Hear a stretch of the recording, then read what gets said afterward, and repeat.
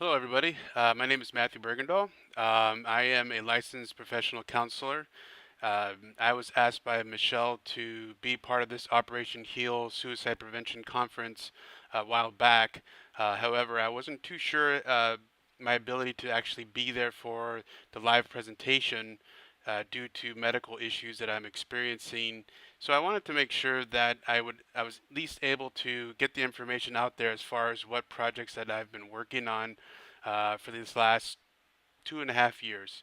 The first thing I'd like to start off with is I myself am a veteran. I was in the security forces. I did 6 years in the Air Force. Been all over the Middle East, of course. Spent some time in Iraq. I was in Kirkuk, Iraq, with my fire team.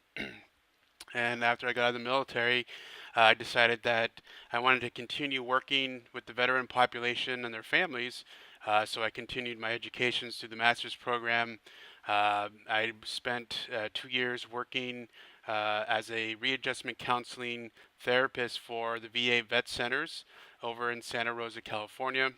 And once I'm cleared medically, I do plan on going back to work in the same field. But while all that's been going on, I've been keeping myself busy with these projects that I've had going on. The first one is geared towards social support.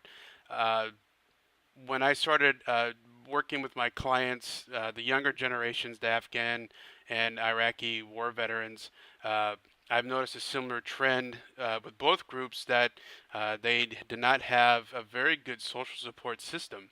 In fact, many of them, with the isolation, the social withdrawal, they haven't talked to a friend in quite some time, and I wanted to find a way to bring them together in a relaxed atmosphere, as well as bring in veterans who never even heard of the VA vet centers into our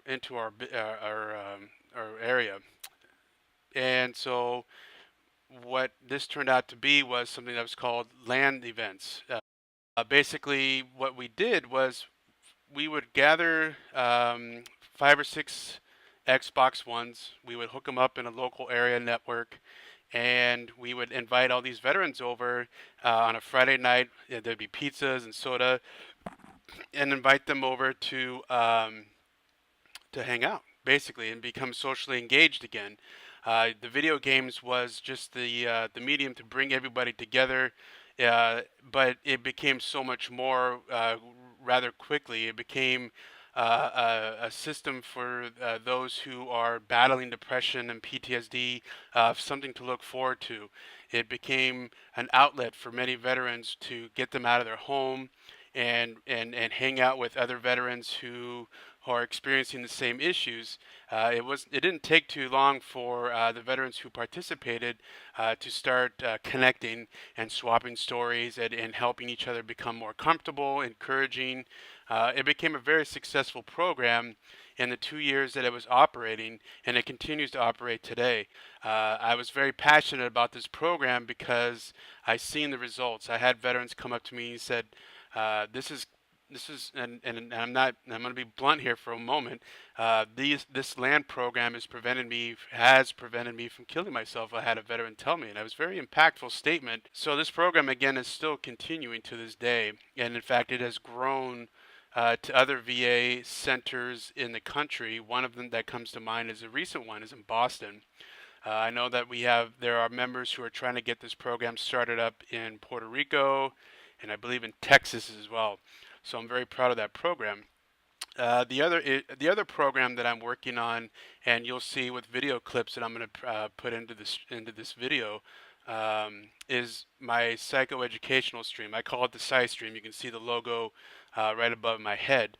Uh, Again, it kind of ties into the same thing. How can we reach out to this younger population of veterans and get them engaged and help them get the resources that they need? Well, the side stream is kind of like that.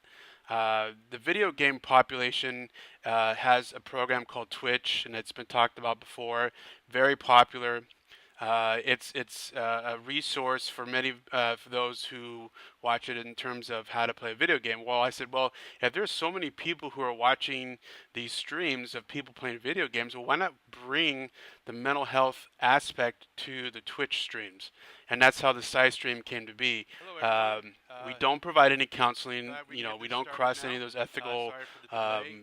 those ethical lines there. So But what we today do we're going to be provide covering PTSD is Part 2. improving the Before we get awareness started, of of course, mental we gotta health, trying to tear down the stigmas that are associated with mental health, PTSD, military sexual trauma, how to find the right counselor so you can have that real good therapeutic rapport.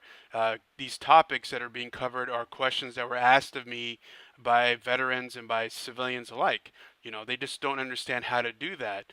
And so we bring that information together in a 2 hour stream where we ask the people who are watching to engage with us, you know, ask those questions, you know, where can they go, do that. what resources are available for them, but also at the same time educate them on these topics. And I think that it's So, starting to finally gain some traction. It's been successful thus far, and I plan on continuing it. And again, you know, what has made this a benefit for the mental health community, I feel, is that it provides another outlet to get the word out. I'm a very, I kind of like the unorthodox ways of reaching out to people, and I feel that this is one of them. The Twitch streams. That way, we can get the word out and in a brand in a way that they are used to. You know, it's easy for to say, hey, why don't you just come in to a local, you know, agency, mental health agency. Yeah, they know about that. They already know about that, and there's a reason why they're not coming in the doors. And the VA has faced this issue for a long time now, as far as how do we get people engaged? How do we get the veteran population, the younger one, to come into our doors? Well, this is the first step, is to help tear down those barriers and those obstacles or those preconceived ideas that the VA is this and the VA is that. They can help you here, but they won't help you there. That's the questions that we answer in this stream. Now, it's important to note that this stream is not specifically for veterans. It's for veterans and civilians alike. And we use that as a way to help, you know, further the mental health agenda we covered topics so far as the importance of mental health. Why should a person care about mental health? We also discussed about PTSD. In fact, it was such a large topic we had to split it into two different streams, part one and part two, where we covered the history of it, we covered the symptoms of it, and we discussed about how PTSD affects not only just one person, but that entire person's social support and family. And we talked about vicarious trauma as well. So again, both of these projects of mine, I've been very excited about it, and I've enjoyed putting this together and seeing it grow. And I have a lot of high hopes as far as it goes. So thank you for watching this clip.